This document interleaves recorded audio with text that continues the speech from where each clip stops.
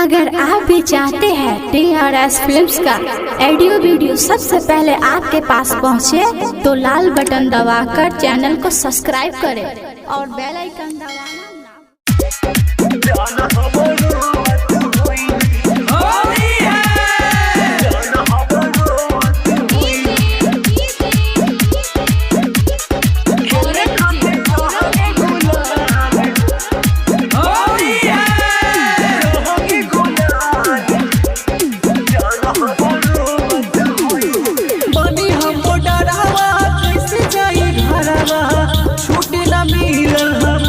घरे रोबत होई है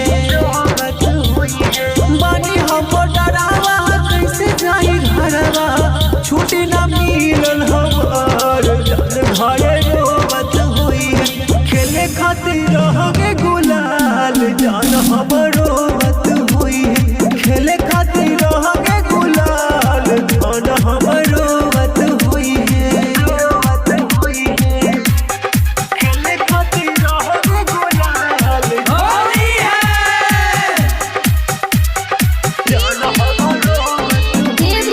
स्टूडियो मनियारी बाजार।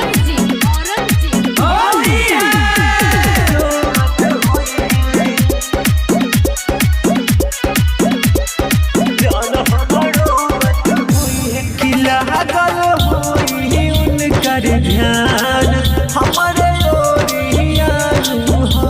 किलोला मत भीजत होइया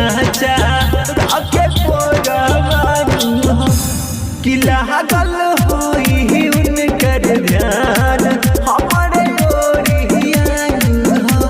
किलोला मत भीजत होइया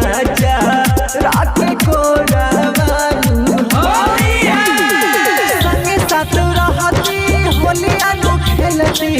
कैसे छोड़ी जाए डर जान हमारो बत हुई है संगे साथ रहती होलिया नु खेलती कैसे छोड़ी जाए डर जान हमारो बत हुई है खेले खातिर रह गया वीर जान हमारो बत हुई है खेले खातिर रह गया वीर जान हमारो बत हुई है जान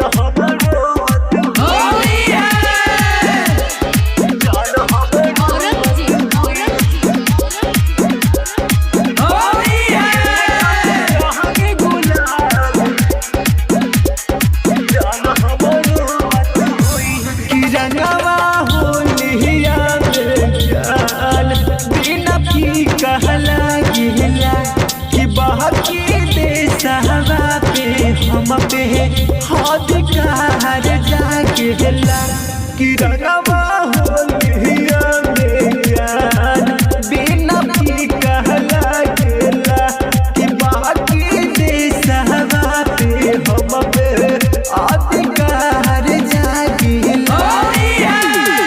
साथे हम कहीं बॉर्डर चली हुई मेहंदी ना उतरल हमार जान मोरा रोबत हुई है शादी हम कहनी बॉर्डर चली